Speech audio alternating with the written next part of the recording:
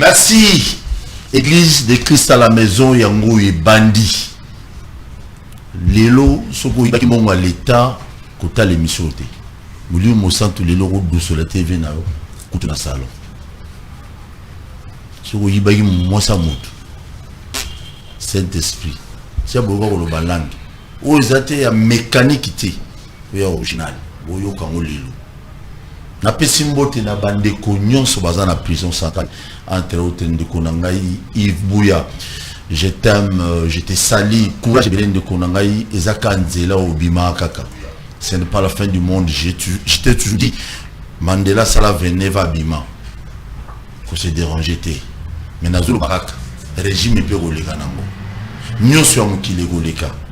Et après, à quoi sœur, Nasala Muninga Nanga Mutuma Benasa Moya Lelo. Pour notre foutini. Après midi à Lelo, Zala branché, connecté. Bolanda biso na butu na moyi to pesimino mbote nzamba mona bino le sambo na ngai zalete comme modérateur l'église de Christ à la maison na sengete nzamba a disposer motema na yo a disposer makanisi na yo atoza na nzalo la linzala zala disposer à kozwa ainsi dit l'Éternel zala branché si vous mona linga déranger et c'était pardon bu konzi ba likolo ya mo ba likolo ya mo yo za bible nda atuna rabino ozo église sans bible au téléphone distraction Rosicrisia, attends, na besi na bango ah batu ba mona, mais yo ta identité à Bible aux na moto nga enfant de Dieu. La pesi bande kunyo sur Goma, bazo ça va ta moi difficile, na pibino bambote ebele que la paix et la grâce de notre Seigneur Jésus-Christ. Tous en musala nzambe lelo master à kawazu empêchement, tous en ba ndeko mususu. Église des okola, église ekola, mukolora plateau comme munene bo mona. Ngana roje ba ko tous amiki. Petit à petit, l'oiseau fait sonner. Roger Baka, moi je suis Zambie, enfin, Dieu te connaît malade. Nzambazana lokumu zongi pa inae. Comme d'habitude. Nengolo baki mukolo mususu pasteur alobi petit à petit l'oiseau fait sonner. Il fallait interpréter. Ay malembe ndeka sala ki soni. Bien aimé ndeka sala ki soni. Il a fait sonner. C'est avec ça que nous allons commencer. Alors nous vous saluons, nous allons continuer thématique Nabiso. Topesi bande konyoso ya Ituri, bande ko ya Goma, bande konyoso bazana partie est et sika ba atrocité, il y a agression, il y a ba troupes rwandaises et Salemi. Nous sommes en train de dire que nous sommes de cœur avec vous et nous préparons le 26 août à partir du dimanche à 15h, 14h, nous commençons à nous préparer dans le terrain municipal. Il y a Massina. Je répète, vous êtes tous invités pour être Nabiso Mokolowana, Toyemba, Tokumisa Nzambe, dans le seul souci de soutenir la République démocratique du Congo et le FARDC. Nous disons un message, Tosengi na bande konyon sur la diaspora, bande konyon sur la République démocratique du Congo, Tosengi ba leader, il y a ba confession religieuse, Tosengi ba leader, il y a ba dénomination ecclésiastique, pour accompagner la démarche Oyo, parce que c'est le moment de l'éveil patriotique de la grande nation, la République démocratique du Congo. Mais il faut préciser que notre ressemble l'année pour la FARDC. Tozo semble la caca pour la FARDC. Et puis tozo semble la pour la République démocratique du Congo. Président de la République. Parce que toi qui devais faire, oui, toi qui devais faire les élections. Il faut dire qu'à Moka na maboko yanza, agression ezoya. Si l'agression continue, ça peut être un facteur pour que les élections ne se fassent pas de ce côté-là. Est-ce que comme on a Moka moko bandi ko ça l'élection est ça na bitumba. Et ça le matin. Faut trop dire. Kimia ezonga et puis kimia oyo na batu bazali banda ba oluka yango parce que Moka na bango. Yango na ebisi bande ko nyonso que le 26 août 2022 na terrain municipal ya Massina. Nous y serons, Tozawana avec les modérateurs, Tozawana avec l'orateur, et Bobo Sanate, Bayembi Bakozala Ebele, bientôt le spot va devenir régulier dans la télévision. Même pas. L'église. Et modérateur, le docteur de Frank Thompson, pas tout. Bible à $80. Des tabilok. Il y a un Bible.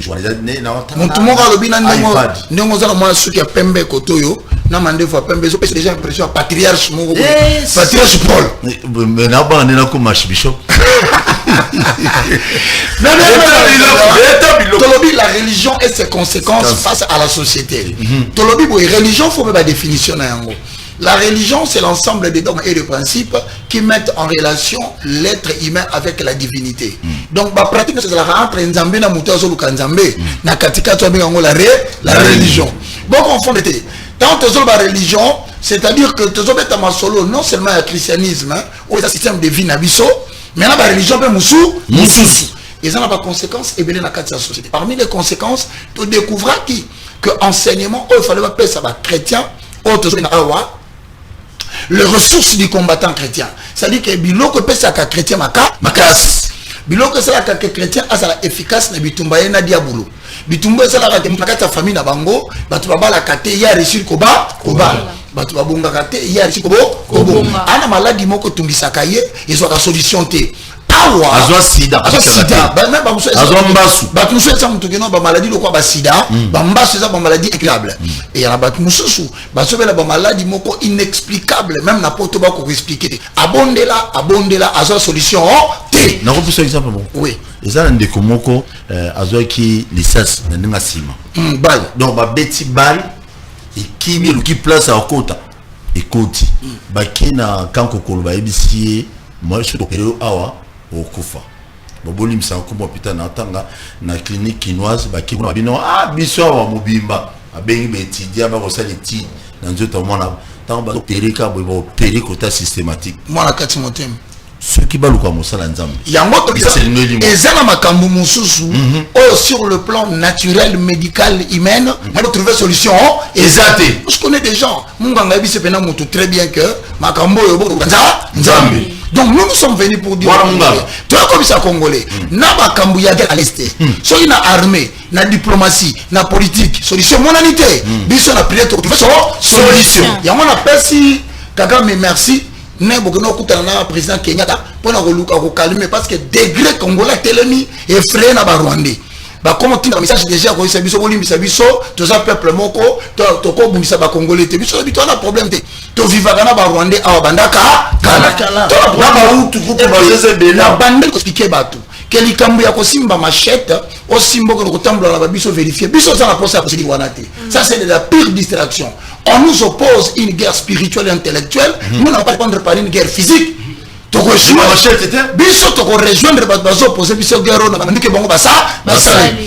utilisé la spiritualité, on va utiliser la spiritualité. Ils ont utilisé une guerre intellectuelle, la guerre intellectuelle. Lorsque nous sommes en train de parler de la religion, on ne peut pas concevoir. Na moka oyo biso tozo ba les salut vient des juifs. Si les salut vient des juifs, est-ce que ça na Israël ou na Palestine? Israël a un parti au Jérusalem. On va the kingdom of David. So simbi yango ba Israël batindi bon. Biso pe mboka biso la terre moko souveraineté à la sacrée. Au simbi parti RDC malgré toi invoquer Nzambe, il faut koba. Pasteur.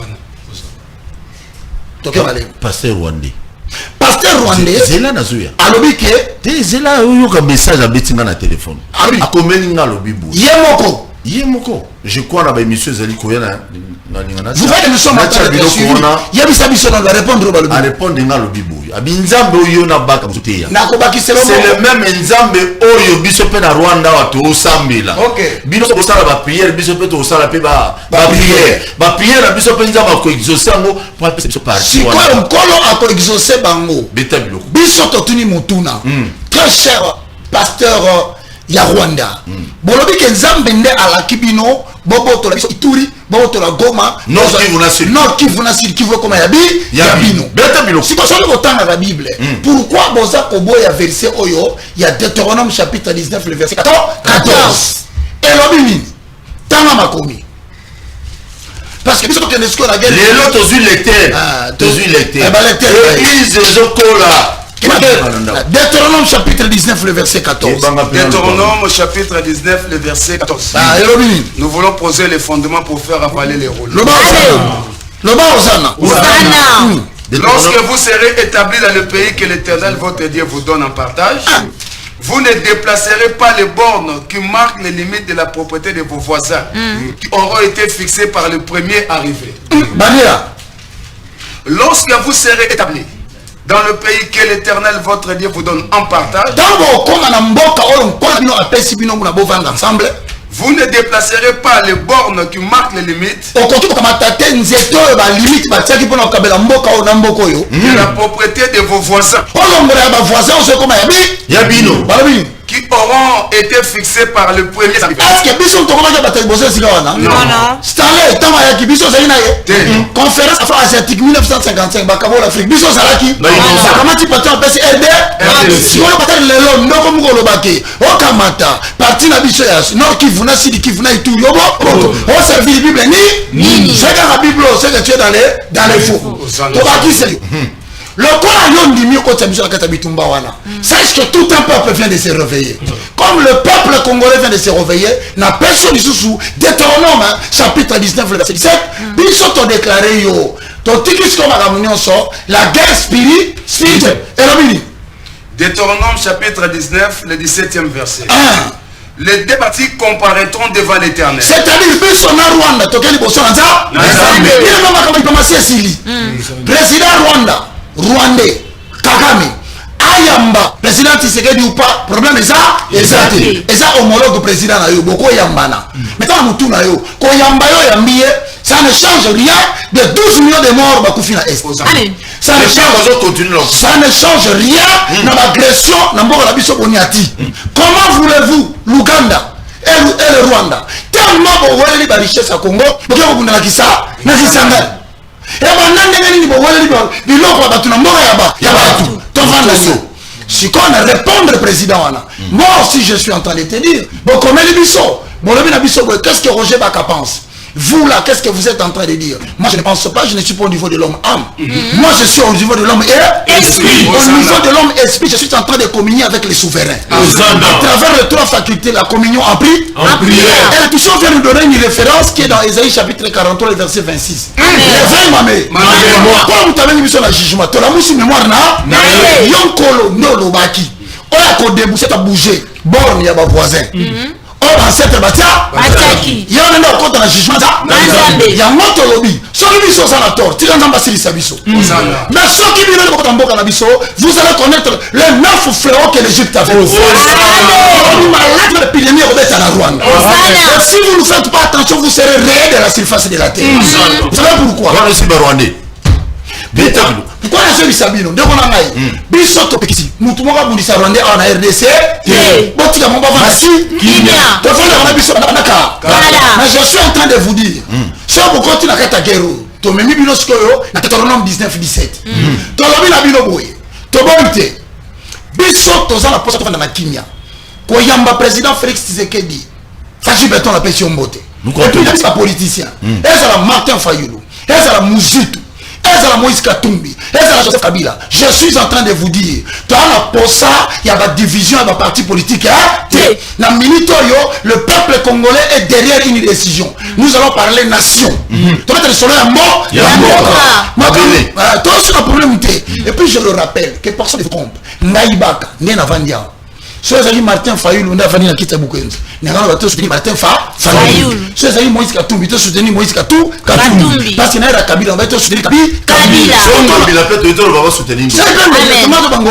Kabila bon si quoi asa tout ya président Félix Tshisekedi c'est tali biso makambo wana awa bokaboli biso bakoma ba côté na bango ba les grands katanga côté nango les grands kasser côté nango si on grand Kivu ba boulir la bango voilà pourquoi tu décider nous tous to lobby embrasser le président de la République les amabé asa muninga na lebo yamba na kabandaka saluez-vous les autres par ensemble mais cela ne change rien 12 millions de morts et président Koutamala ngai kagama ninga zo mbota likofi boy na ko tout tani ka boisidi parce que il fallait appeler ça mbota le non parce qu'à un moment donné il faut pas prendre le président comme un naïf.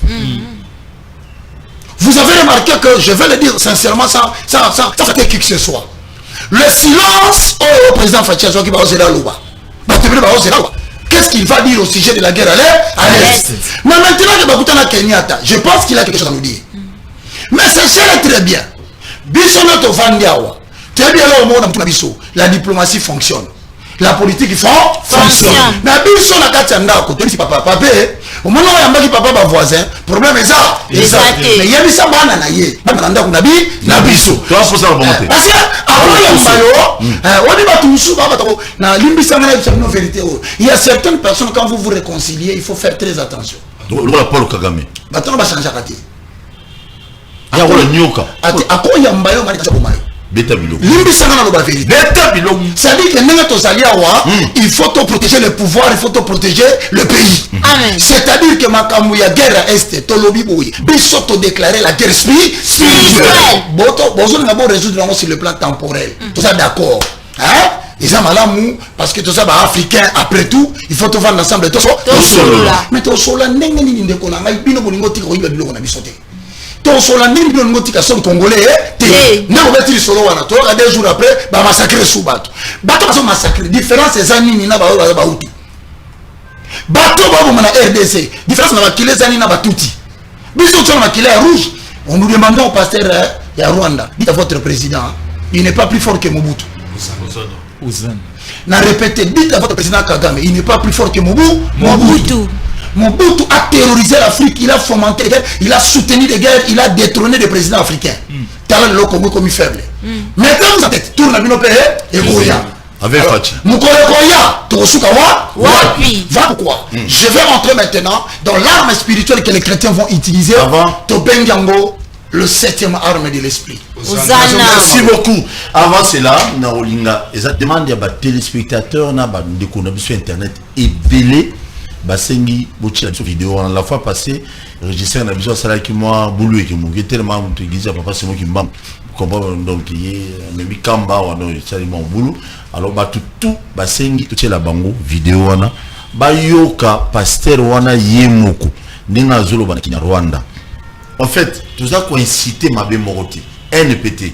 Mais tout justement, tout relayer message hier à l'Obaki. Et mon autozonga, bien sûr que Roger Baka autobête à bureau public. Mais tout zonga, on se souvent comprendre que non, à l'Obaki nini. Na ebete non, bah tu es belé, vous a branché, connecté, pour nous la biso, na télévision, et puis, na ba chaîne absolue balé to les grands, na ERB, na OMSA télévision, na chaîne absolue YouTube, qui m'a balé TV. Nous avons régi les lots, nous avons dit que Roger Baga Sambeli pour nous avoir tout en émission. Nous allons vous têter. Tiens les mains, on a n'engeza. Pasteur à Beta Bilo. Beta Bilo.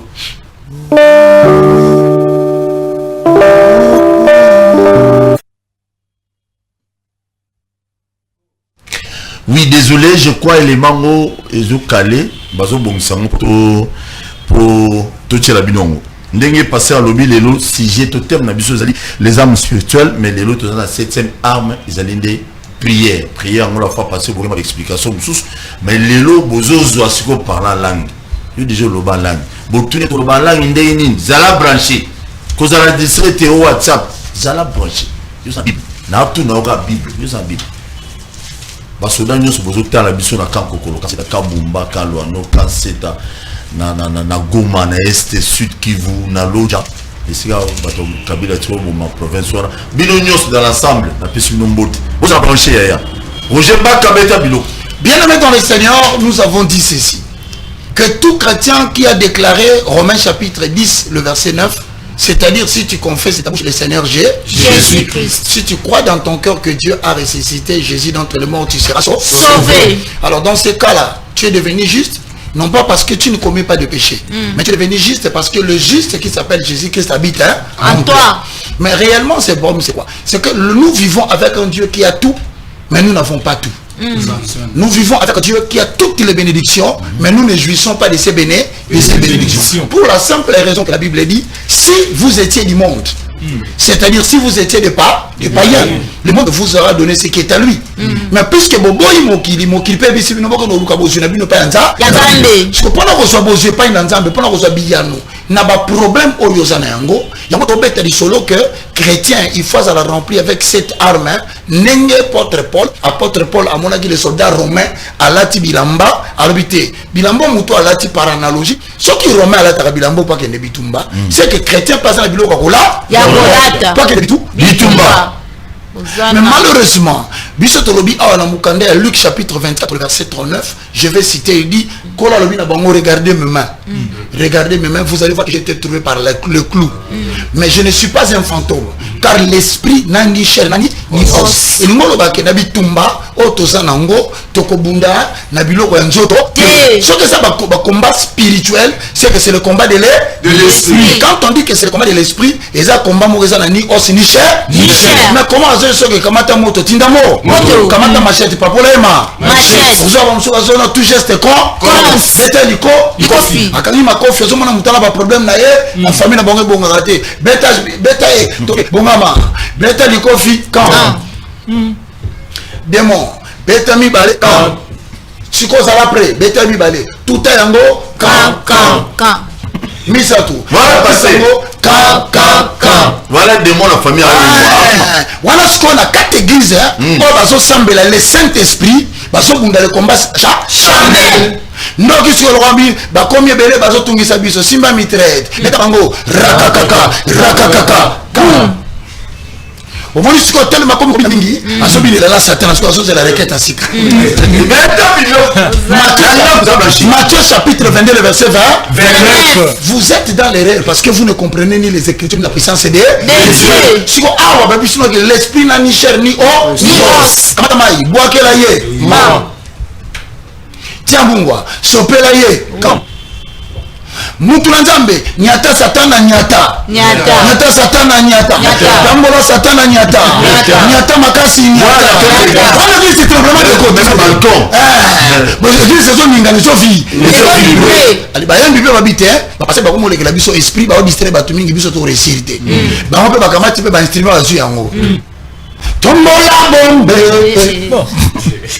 mais bombe on va là taza nzoto taza na makila et kokota na monde spirituel ndenge nini ngoso mona tozo sambela ba résultats za mutuye ya moto nto permettre batulelo na bolingo na nzambe to permettre yo oyebaka première arme spirituelle to puiser en na kati ya mukande Ephésiens au chapitre 6 to koti directement na mukande verset 11 12 13 14 to sur na 18 et si ka wana nde babando tangisa biso sur la guerre qui est spirituelle dans la guerre Ephésiens chapitre 6. Oui, on peut savoir verser, toujours rapper. Il faut qu'il ait. Merci beaucoup, modérateur. Mais Ephésiens chapitre 6, c'est le verset. Tobandi na 15, na 14, mais l'autre s'est exploité 18. Déjà, autant déjà. Voilà ce qu'on a rappelé sur quoi il a spirituel. C'est bon. Ok. Si on a Ephésiens chapitre 6, c'est le verset 14. Nous n'avons pas à lutter contre la chair et le sang. C'est-à-dire que papa nous tranquille. Pour papa n'a vu dans sa maquille la maille. Au Bundana papa n'a vu nos derrière chaque homme qui que tu trouves mauvais, c'est trouve généralement un esprit. Si on connaît cet esprit, on a papa pas son malade. Tika battante. Voilà la kamati bima so Yonan. Le bas Yonan. Mimi va tenir moi tata moi sina ukala ndenge nini na tama kenaki bona kotaki oyoko sala nzoto nini on basolo bana bino tebi awa le Saint-Esprit na shina ni cher ni soza makila maitemo asapana munoko koloba te awa bani munoko satana yo yoka moto parce que nzoto teza makila te awa bero yo mo fili parce que asa esprit la distraction il va constituer la église. Ce qu'on a mis balé, nous tous sabino cœur, maman le kindaza la katinaye. Tata moi c'est ça la katinaye, il est possédé par Satan. Or Satan a katabio benger le père du mensonge. Satan ne connaît pas la vérité. Si il remet ça tata moi c'est que c'est la vérité. C'est la vérité. Donc moi Satan bango, le diable est incapable de dire la vérité. Genre déjà tata moi c'est ça le coup. Parce qu'il est le père des mensonges. L'église dit awa babi na biso arma liboso au chrétien foilata, c'est la ceinture de la vérité. C'est-à-dire autrement dit, chaque fois que Paul te soua, aux offrandes mercredi, vendredi, dimanche, dans l'église de Christ à la mer, le fait que bazoté à la parole de la vérité, aux gens qui ont sa protection à la vie. Quand nous sommes dans l'évangile, vous avez remarqué vous remarquez des postes de l'église de Christ à la maison, on va nous évoluer. Faire faux. Parce que la première arme, c'est le pouvoir d'écouter la parole authentique. Osana. Yami balé à part la ceinture, to beta qui la cuirasse de la justice. parce que tu as dit cuirasse et battre moko ya nzoto les organes vitaux motema estomac poumon rein biloko wana yango soda la taka si on dit biloko wana tango pour nini parce que l'adversaire qui t'attaque utilise l'épée pour trancher organe vital. Tu as touché en haut, à ton logique, tu m'as beaucoup. C'est la mort physique après. Pourquoi faut-il quitter la sanctification? La sanctification n'est pas une prédication. C'est un style de vie qui s'adapte à la qualité du message que tu entends.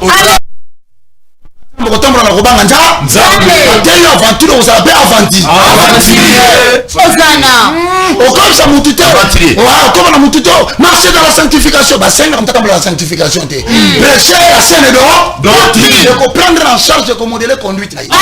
La sanctification est un acte par lequel on marche selon les normes que Dieu a établies sur la terre.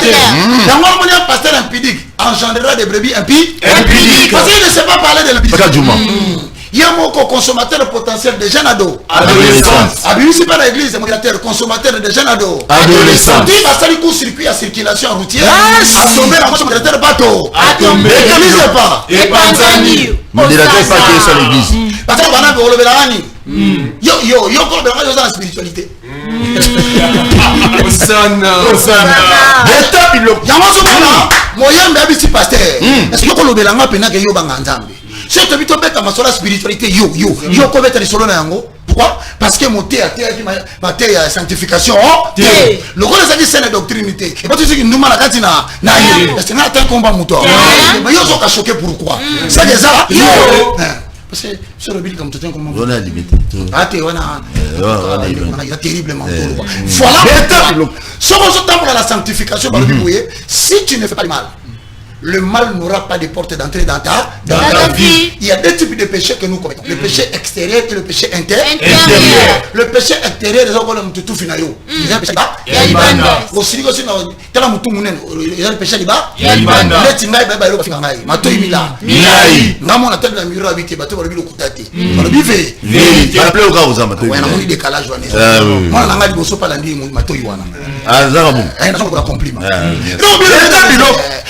finga liba mais siko bible lobi masumu nyonso bokosa libanda otsangona mutu na bino esu ya kanzoto penza na muté mais sumu esu ya kanzoto na bino ezali sumu sala contre nzoto na bino babenga impudicité na adultère so sali yango osu nzoto mobimba siko impudicité na adultère impudicité za batumi bale babala nité amuni mwa masumu boyala mimona tinela ba ya banda toko tanzela ya muli kuna bateye banga nzambe yazo baono famille nanga boko kate famille nanga boko longa ngai or satan nga so mengo déjà na tinel wana bandi kolonga pesa bizu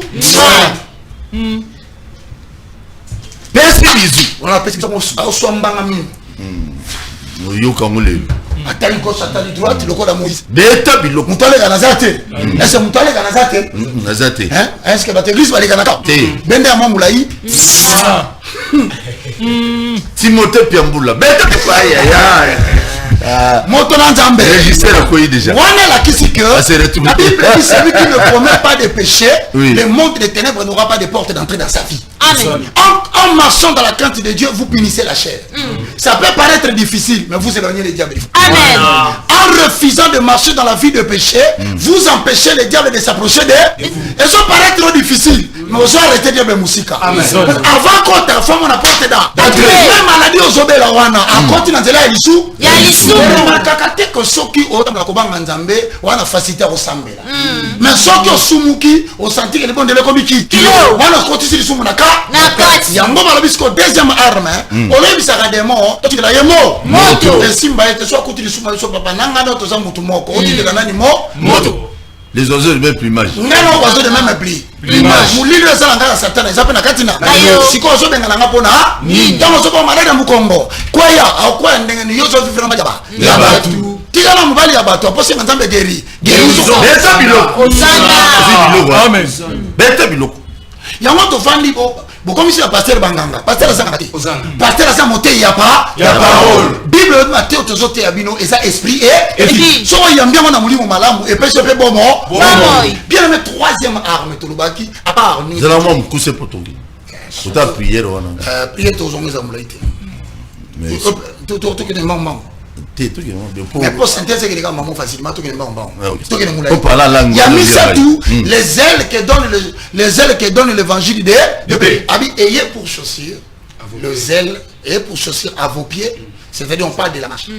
Le zèle qui donne l'évangile de paix. Sur la ligne de zèle, il faut se confondre parce que mon zèle il a la disponibilité. Ça veut dire sur aujourd'hui c'est disponibilité place à zèle. Donc ayez pour chaussure au pied la disponibilité qui donne la prédication de l'évangile de paix. C'est-à-dire maintenant dans le Bible il y a 4 on est dans 3 personnes.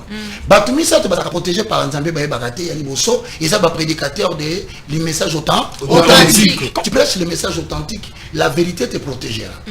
Quand tu défends la vérité te défendra. Et ça dans la bouteille ça dans la mouille vérité pour défendre yo. Il y a un moment Ésaïe 54 le verset 15 dit ils feront la guerre mais ils ne te vaincront jamais. Babi dans Ésaïe 54 verset 14 tu seras affermi par la justice. La crainte ne sera pas ton partage. La peur ne sera pas ton partage. Si l'on forme contre le complot, cela ne viendra pas de la parole. Et comme l'Éternel est la parole, moi ça le maintenant pour l'équipe, il y a orateur, on va se protéger. Quand on a tout l'évangile de la sanctification.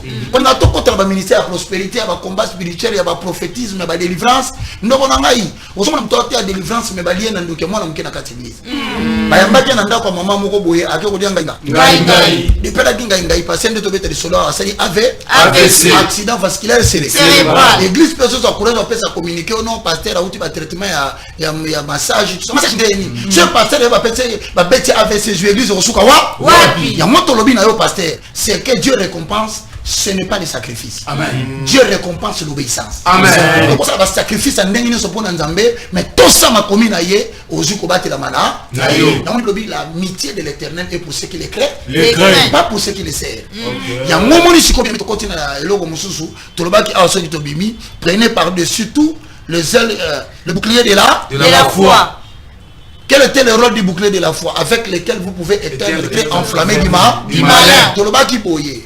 Ba ennemi musu bataka batuna musika boka ba flèche enflammée batango moto. Ce ko epa na yo tumbi pe lambola ulataki. Yango biso toloba ki boye. Soko ningo longa bitumba musika Satan so bukela na ba flèche na ye na makambu na ye. Tu n'as que à appliquer la silence. Sache que la ferme silence veut dire que nkolo abikisa yo ana makoki ya changer situation so vivre. Pour cela, il y a des éléments utilisés. Répétons, un manquement utilisé, il doute, découragement. À un moment donné, on va dire bon, ceux qui ont malade, aussi la tépona, comme vous décourager. Comme toi, tu sais que la foi est une ferme assurance des choses qu'on espère et une démonstration de ce qu'on ne voit pas. On dit que attends la sangue de l'eau, qu'on la repère à l'eau, lobby. Sur le Kiwana, tu vois que si tu continues à armer le casque dit ça, salut. Wana tu récupérer qui m'a kamba foi, tu lobby boy. Moutako vanda boy mécanicien comme yo belé na moutou. C'est-à-dire le diable est en train de vouloir apprendre moutou na yo andé par les raisonnements. Les cambo aussi la dengue nini. Na kofuta ndako ndenge nini lokola lelo awa biso to en assurance balobi na biso que guerre eza à l'est na choqué non parce que le moment de la chaîne de la place alors loba ce n'est pas le moment de prier c'est pas le moment de prier oh non c'est pas le moment de chanter ah bon c'est le moment de faire quoi? Parce que si vous trouvez que vous n'allez pas prier, vous n'allez pas chanter. Vous n'avez qu'une seule place, allez au front. Bon, il y a un front, on a un studio. Là, tu as besoin que nous est. Disons que tout le monde est à l'est, tu as soutenu, on a pris. La prière. La minute où on a posé sa division, nous tenons sur le au service de la nation. Pour vivre toute sa vie, victoire. Il y a un peu de sa prière. Si on se fait sa prière, on a passé la sa prière. Les gens ont passé des journalistes qui ont mis balé. C'est pour ça que nous avons battu Botika. Parce que vous évitez que prière les autres tout le monde yo so ka na parlement bazo ka infiltrer bazali ozo ka na déjà ya infiltrer bazali na de 850 agents na parlement balobi na assemblée 124 siko yo mtolo ba to bondi la te parce que ndo simba bongo na soko ba pantalo ba kata kuna soko bi makuna ba betio sérieusement te alors c'est pourquoi biso tozo attaquer spirituellement. Qu'on a bloqué, on va opérer les sous. 854 dans la DGA, 44 dans le Sénat. Limisangai. Et ça m'a ramené yo. Nayoki. Non, comprendre le rossi kananda. Rossi kanini. Mamba ebi singane. Beta pilote. Yango ngana lo. Nayobi. Et ça m'a namboka ni. Nini. Yango biso tobi to robonde lankolo kangela biso batu wana. Ba complice nyonso. O bazo ko alimenter guerre wana. Kotisa liwana ba famille na ba. Na bango. Là des alatés, besoin en direct. Le pas maintenant. Sikoyo biso to croire que nous avons le casque d'Isali. Makanisé Boulunga na te congolais. Yeba ke bitumboyo biso continue na Rwanda te. Soda moko kanda kotaki. Abomi 3 personnes babeti massage to déclaré héros national. Parce que biso côté la biso kaka kota te ba vandela biso. Trop c'est trop. Congolais, Moutali Bosso à côté de la télévision, je le dis. Ambe comme Sabino Botika Makambo, a remis un Mukumba Makila Batunyo, Nyoso. Mambotika Tika Moka Rasoki Batiki Est la biso tranquille. Venez par la porte normale. Vous avez besoin de matières premières, nous allons négocier. Vous avez besoin de diamants, nous allons négocier. Vous avez besoin de cuivre, nous allons négocier. Quant à la diaspora, je sais pas ça. Mais sauf pour la bassiner, tu vas négocier. Il faut le dire la vérité. La partie de Goma là, nous avons eu des enfants avec les gens de l'Est, avec les gens du Rwanda. Toi là-bas, là-bas, Botamis, les Congo, Congolais. Après, à Rwanda, Babengani. Ah, na RDC, Babengani. C'est un problème, faut te vendre. Faut pas prendre les choses à la légère. C'est aussi un problème photo solo là. Tant que papa n'a pas congolais, maman n'a pas muté à roi. Photo vanda toyo kana ba mindele. Voilà pour ça qu'on somba matière première. Bon le kana RDC. Nandenge ya kimia kuna mamboka na Kampala pour ça c'est photo tanga bakombo. Kampala na Kigali. Ba toi le question problème de ba. Siko tolobi boye. Biso tana makoki tondibi. Nkolo wa longisa biso ba M23 liboso. Avant de il y avait des hommes de Dieu qui parlaient sur des microphones. Que la haute voix la Goma, armée on est hommes qui ce qu'on le loba qui va prier des arrêtés. Nous nous avons porté le casque d'Israël. Tokobi. Si quoi le Tokomi le long à 6e arme. 7e. Au moins les soldats romains ont 6 armes. Pardon, passé. On monte tellement vidéo passé Rwandais, et puis tu as la 7e arme. Il y a peut-être toi à la maison. 7e arme. Tobi arme GPT ou zité. Arme moulim. Qui si Congolais qui noie, kokota na distraction. Likamba machette ya côté la kabatuna kata mitukana. On a ba Rwandais ou le Babango to dosé na. Déviation inutile. Déjà tu as ba conflit politique na ba tribalisme et qu'on changer forme et botri comme musu. Bokata biloko na. Bana chango boka kabiso. Bana ya nani 4 districts. Funa Mwamba na Mwamba. Makambwane ka ekada. Kitoko. Beta biloko. Chez les marboura. Roro beta biloko.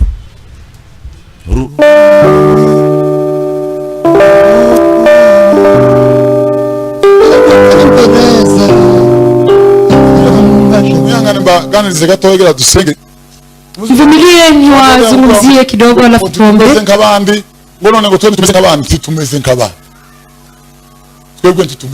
Sisi si kama wengine. Sisi si kama taifa zingine. Ukweli hiyo mnaomba. Sisi si kama taifa wengine. Watu wanasema je, ni sisi pekee tunafanya dhambi? Nyinyi si kama wengine. Nyinyi si kama wengine. Si kama wengine. Nyinyi si kama wengine.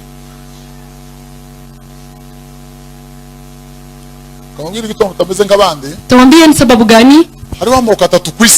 Kuna taifa 3 duniani. Ni wao tu Mungu amewaambia ni mapewa nchi. Mungu amewaambia taifa la Israeli. Ninawapea nchi. Nitawafukuza kwenye nchi. Abayebusi, Wanakanaani, Waferizi, na mataifa mengine. Niwatoe, niwalete na mwishi. Kutakuwa hadi penu na wapea. Nini wana wa Israeli. Lakini sasa kukua kwenu. Lakini ninawapea. Kwa sababu mmenifurahisha. Ninawapea. Wengine watu ambao Mungu ameambia nimewapea. Ni wa Amerika. Ndio Mungu amewaambia. Nawapea nchi. Nawapea nchi. Na wengine 3. Mwambie mwenzio ni wewe. Abandi bantu bagatatu. Na ambaye Mungu amesema nawapea nchi ni Wanyamulenge. Wale mataifa ambao tunaishi na wao Mungu hajawaambia kwamba amewapea nchi. Wakati Mungu asema nimejiapia mimi Mungu nawapea nchi, wameyatamka wengi, lakini 95 mukibanza kimbere y'ikanisa babihanuya fremidi hagaze rugama maze kubwiriza barabihanura baravuga ngo ndirahire ndima iki gihugu ndakibahaye ndimane walitabiri nikisikia Muzinga 95. Merci beaucoup. Je crois que Motona Nzambe arata ko kende wana. Mais ayebi mo ndamu ayoki mo muke interpréter bateau so ko limula. En bref, merci. Ça c'est tobenga en français le formatage, la lobotomisation. C'est-à-dire que lobotomisation. Ayo pour mo bébé ça. Non, mais parce qu'on a expliqué ba tuna kimia. Ils ont lavage des cerveaux. Ozomona esika nga na lobby président Kagame aye ko senga to signé ba korto yokana ayebisa passer nini siko na makamba boy yebisi boni que tokani na président ya République démocratique du Congo mais bino bo continuer ka kotea makambo zote pendant que biso pasteur congolais to la to zo sa bato ba bonga bakende lo to linga to kende mabele barondeni bani baso. En tout cas franchement il faut qu'on arrive à un point tout le bakaba vérité pour montrer mon Dieu sur la muka na pambo parce que ça l'église au ba comme ici di kambo le problème personnel il y a église ça va bandamate à informer parce que vous devez savoir que le pays est en guerre, tout le monde doit soutenir la nation et les FARDC. C'est quand même important. Mais il y a zolo baboué batumusu baso kanisa ndeti bitumba o baso sa na est pour na roboto la partie wana ezali mabe. En fait, il y a ça en tant que leader, en tant que moutazo formaté par esprit à Batou. Alors il y a que ce quand tu es ça la mabete parti la République démocratique du Congo to into zoa ezali promesse nzamba sala biso ba Rwanda to zoa yango. Ezali ko la Israël ba la kaka ya za Jérusalem Est na Palestine parti ba bundaka. Donc tozo sala un combat réel. Nous to bundisa RDC parti on ezali la kanza ba pesa biso. C'est ya zolo bandenge wana. Na ba maman, na ba papa, pire encore, na ba basana ekodim. Ozomona niveau guerre ko continuer. Parce que bana mike ba yoki yango terroriser yango. So ba mikolo na bango ba lembi, bana mike ba koza bitumba wana. Yango biso peto bando bisa bana na biso tango vana ndaku, olamuki na tongo longola ba récitation de Corbeau et Lerina. Provoquer les à récitation mon arata ndaku après prière à répéter yango qui est l'ennemi du Congo, il s'appelle Kagame. Mona kangango na mutu. Quelle est la partie qu'il ne faut jamais laisser? L'Est de la République démocratique du Congo. Il faut pas ba partisan, il y a globalisme, il y a mondialisme. Bah il déjà que puissance européenne est okwea. Puissance américaine est okwea. Bah puissance régionale est bandé obima. Au bête les sola Chine à Samati. Au bête les sola Russie à Samati. Au bête les sola Corée bamati. Au bête les sola Inde bamati. Pour maintenir la respiration économique et politique, il faut maintenir la colonie africaine dans la guerre. Il y a des tonnes et des tonnes de coton qui quittent l'Est. Il suffit de avancer, mais la partie hélicoptère qui dit, pourquoi la guerre? Mais c'est pour alimenter l'Europe. Alors maintenant, basé sur ce qui est parti wana. Ce basé parti wana, nga tuni mutuna. Batonor qui vous bakendo wapi? C'est qui vous bakende wapi? Donc, l'on bazoya, so yesengo peseli bango ba pusa nisu. Parce que ça dit kambo yesengo. So yesengo sali bango, ba bioto za sur la ceinture du cuivre. Ya copel belt. Obi to la ceinture du cuivre mo ke banana kipushi et qui tati na Zambie. Est-ce que les Zambie ndoto betali solo boye ateka ya les États-Unis d'Amérique? Si nous allons parler de Dieu, mais nous allons parler aussi de notre nation. Au lobby, Deutéronome chapitre 19, le verset 14. Ce sont des règles et des conventions. Comment ça va être que livre Deutéronome, ils allaient lire vraiment qu'il y a traité de l'alliance de Sinaï. C'est-à-dire qu'on s'inspire dans Yango, pour que tu aies Congolais, le tribunal. Il y a Deutéronome chapitre 19, le verset 16. Tu présentes devant Zambé, l'agresseur connu s'appelle le roi. L'agresseur connu s'appelle la République démocratique du Congo. L'infraction est qualifiée. c'est-à-dire tout le monde va agresser. Mais maintenant c'est comme clair. Dit que moi je suis que pasteur ou l'autre biso bon merci. Biso peut sortir bandi l'autre. Ndena mon ensemble ici surtout pour la kitani. Osana. Parce que bino comme 26e bino ko laki to l'autre. Biso peut bandi ko l'autre. Bon ça on a d'autres na mboka na bino. En tout cas avec tout le respect que je vous dois, je respecte la démarche du président de la République, né bakendaki kuna na Kenya, mais je dis au peuple congolais, mutu moka so bisabino si manœuvre patriotique ya STR. Toyokani, mais Bobi Manamabele ya Congo. Je Bobi Mite, je crains. Je suis en train de vous dire, bien aimé dans les Seigneurs, faut toko takara na bitumbo yo, toko tikano sur le plan diplomatique, toko tikano sur le plan politique, mais nazo ramasser en gros sur le plan Éphésiens chapitre 6 le verset 18, lisons la parole. Amen. Éphésiens chapitre 6 le verset 18. Septième arme spirituelle. Chaque combattant romain, ça s'appelle les javelot. Les javelots. Arme ya javelot combattant. Un romain pour éloigner l'ennemi de lui.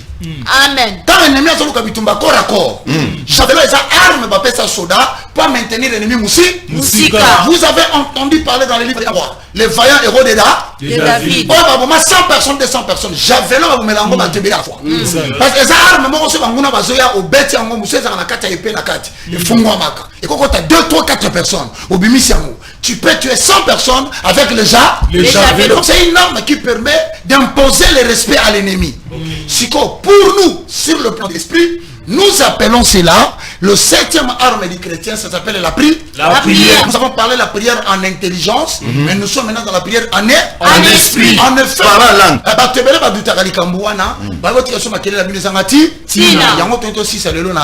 pour te préparer, combat la biso, la prière, le 25 juin. Le 6. Ok. Oui, il y a ma prière. Il y a ma prière. Bandango samedi à partir de 6h30, 7h juste. Donc ça en direct dans la chaîne YouTube. Pour moi, on a les nouvelles tendances. Ce qui vous permettre de transmettre en direct. Donc c'est plateau de retransmission en direct. Il y a des chaînes pour vous permettre pas de souci.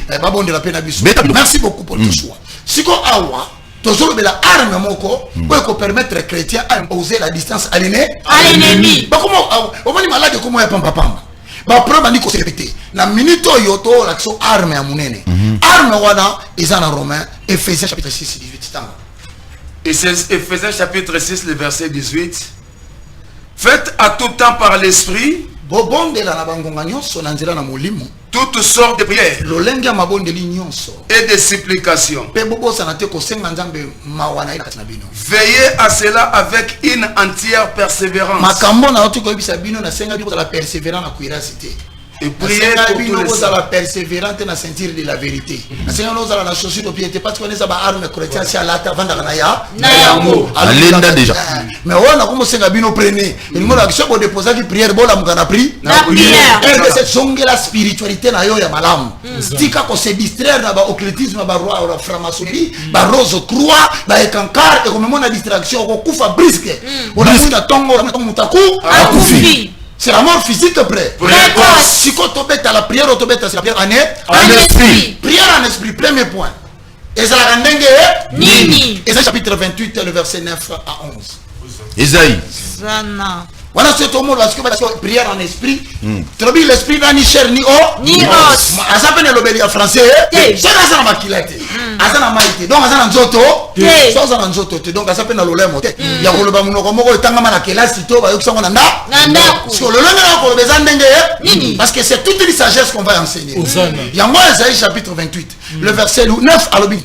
9. À qui veut-on enseigner la sagesse? Sagesse à résoudre les problèmes. À qui veut-on donner des leçons? Est-ce à des enfants qui viennent d'être sevrés? Ok. Qui viennent de quitter la mamelle? Or, ce que biologiquement, ma belle, moi, on a agi. Il y a des. Est-ce qu'il y a des amants, on a bien? Parler en langue. Parler en langue veut dire en définition le langage des enfants qui viennent d'être sevrés. C'est le langage des enfants qui viennent quitter la mamelle. Parce que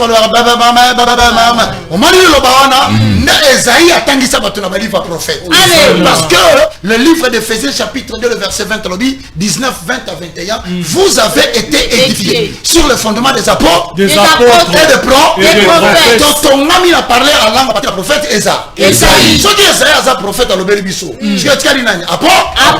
Corinthiens chapitre 2, le verset 7 à 9. Nous avons le fond. Les fondements. Avalons les roues. Répétez intellectuel aux autres. Un véritable intellectuel, c'est quelqu'un qui vérifie quelque chose avant de dire non. Amen. Vérifiez ma ramtolo parce que c'est un mot toka. Beta biloko. Mutekuza miko. Wabi puza miko pemena. 1 Corinthiens 14, 2. Parce que nous avons été édifiés sur le fondement des apôtres et des prophètes. Donc tous sont déjà prophètes, mon prophète Esaïe. Si quoi, tu as un nambu, il y a apôtre, pour tous sont la prophète Esaïe. 1 Corinthiens chapitre 14, verset 2. Celui qui parle dans une langue. 1 Corinthiens chapitre 2, le verset 7 à 9. Tu as 14 ici. 1 Corinthiens chapitre 2, 7 à 9. Nous prêchons la seule. Quelque chose va se passer dans ta maison. Voilà les hommes de Jésus. Nous exposons la sagesse de Dieu, secrète jusqu'à présent, et qui demeure cachée au monde. Ça veut dire autrement, nous exposons quelle sagesse? La sagesse de Dieu. Donc le parler en langue selon Esaïe. À qui fait-il enseigner cette sagesse? Si vous te que sagesse Esaïe solo, apôtre Awazobengango, sagesse c'est un bon. Il y a un moment intellectuel qui se parce que ça a accès à l'intellect à moi dans mon côté. Mais il y a un moto et qu'on cerner intelligence à parler en langue. Il y a une sagesse qu'aucun chef de ce monde n'avait connu. Mais qui nous a introduit dans cette sagesse? Dieu l'avait préparé avant le commencement du monde. Avant vous qu'il y ait parlé la langue ça. En vue de notre gloire. Ok. Cette sagesse-là, les grands de ce monde ne la connaissent pas.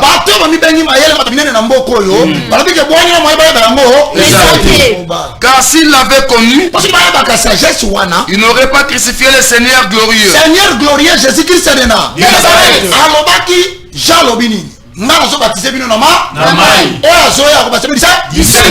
Autrement dit, le parler en langue est un don du Saint-Esprit. Il y a un moment qui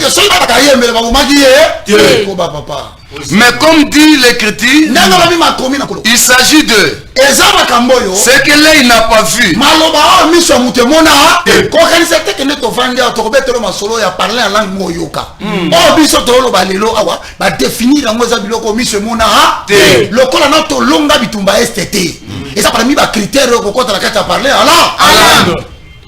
Ce que l'oreille n'a pas entendu. Batu babunda la famille basa bazolo côté mais nzamba nga yoki sa au retentissement ya nkembo sana ba père atia la famille na bino balobaki bobonga te mais na kata parla na bokobo balobaki konga ko bonga te kata parla na konga ko bo abina mutu mwaza na ndako biloko yoka te ya onde côté na critère ba na makominde kona ce que l'esprit humain n'a jamais soupçonné balobi ça makambo yo porte sous na soupçonate alors est-ce que yo beta masola ba président awa est-ce que nous avons un président? Tout est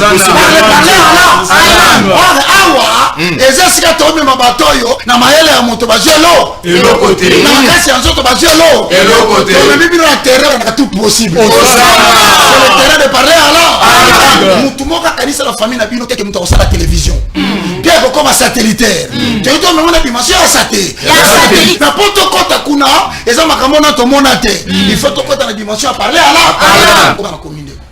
Mais que Dieu tient en réserve pour ceux qui l'aiment.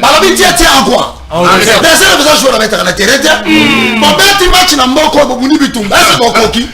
Tu vas vite te réunir ma joueur ya réserve. Ya réserve.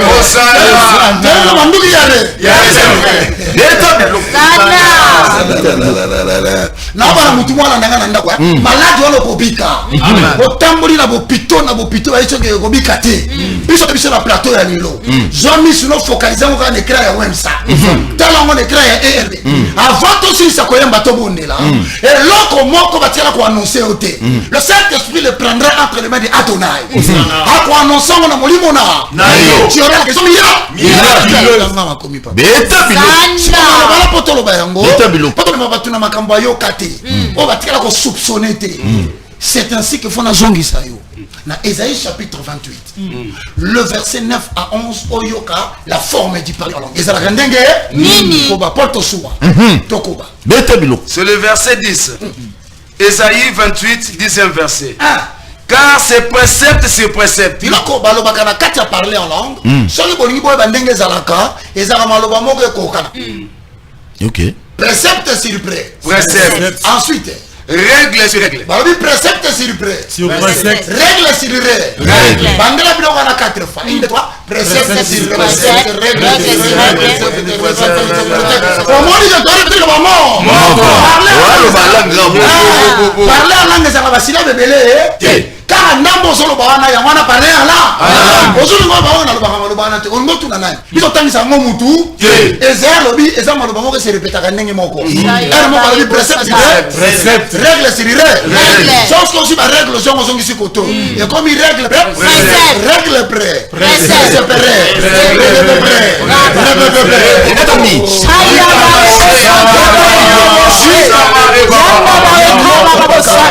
Intellectuel balobaka na biso moi maïle était bon répéter comme makambumo voilà scientifique biso télévision scientifique qui nous suit biloko eza accessible à l'intelligence humaine awa eza makambu ya esprit on nzamba garder en réserve tanga bakusuni un peu ici un peu là bazundambo ya nini eh bien malembe nambo ya nini nambo ya nini ya règle précepte so sinda mapesi nini pré so si règle ya mapesi nini autant aussi au sangisi ngo pré bon si vous êtes que les anglais kuna ça c'est le président gré pré so comme dit gré pré bien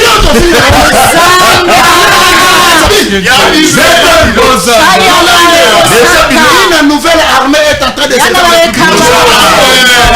Paul garder le compte. Na mission la kina balo. Na kati mission ya poli. So moni politaire so que madame te bise rebo sakara. So tu na ni balo songa mamuro baki wa. To kosa makambute makamtolo be konomi nabi. Ko ba balo bini. Eh bien, c'est par des hommes aux lèvres balbutiantes. Oh, tu vas parler en langue, ça va nous faire balonner ma belle yama. Yama. Azo balbutier. Yama ko la biki na muno ko ba kwa sala kaliku. Likukuma. Na usala nini? Et au langage papa. C'est-à-dire barbare ba bengi mutu mo ba muno ko ba yebi. Koba. Que l'Éternel parlera à ce peuple. Dorénavant ko la bi andolobela mabota boyi. Il lui disait, voici le repos. Balobi na bango bien. Kimi ande a? Kimi eza pina parler ala? Batu babundi bitumba de konanga. Ba kele na bitumba tenu. Baso ngolobi be nimba lati bitumba ka tenu moko. Makambo euti wapi? Batu babundi bitumba ba avancer ba komi na sere moko o mibeko tikasa. Batu babundi bitumba baso comprendre te. Toi makasi. Zambe zebi ya biso. Mais tolo ngatendenge nini? C'est ici le repos. Photo pesa basora na biso repos. Nous allons soulever nos mains pendant des heures et des heures. Nous allons parler en langue pour décréter le mystère. Hosanna. Beta biloko. Parce que kokoba c'est ici le repos. Laissez reposer celui qui est fatigué. Mais batu na mboko ndeko na ngai bayembi tellement balukivi bazuite bana mai bakomiti na point abimisi album ni tout ça totalité le bana bango tikele loko moko de parler la langue ça qui en réserve parce que aussi ba diplôme ba musale somo et moi là siko biso tolobi bo finga biso mais bo pesa biso pe chance amen bo décréter na mboka oyo un jour de prière biso to ko convoquer car ba parler là ko bana tongo tipo kwa to tongo li mimo bo tika biso be tobe parce que biso ça ça na ko to biso bitumba te je n'ai jamais vu une journée où bo déclarer na mboka oyo ke bo c'est ba chrétien bo ba Babo bien. C'est ça la marche de santé kotambola. Mais totambouli ça marche. To keti na ambassade ya Rwanda. Et là on m'a donné nous aussi la chance. Le 27 juin de 7h à 12h. Nous allons parler en faveur des FARDC et de la République démocratique du Congo. Donc si nous sommes projetant le 26 août dans le terrain municipal, ils sont là sur la prairie.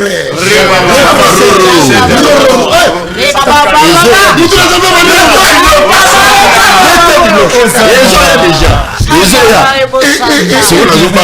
Roger Barobi et Moutana Régis sur Azumolium. comprendre ce que le parler en langue il faut comprendre le contrôle d'intelligence à Moutou mais garde l'intelligence est stérile. Zana. Maxi Bien-être is a dietary supplement. The plants which are inside regenerates the body, cleans diabetes and blood pressure. It removes hemorrhoids, solution for erection issues, early ejaculations and sexual weaknesses. For prostate issues, take your Maxi Bien-être after your medicine treatment. Women who also got diabetes pain, Maxi Bien-être can heal and change lives. You can see that all the people who are taking Maxi Bien-être look better and reflect youth. Take a pod, mix it in a glass of warm water and drink. Then you will be healthy.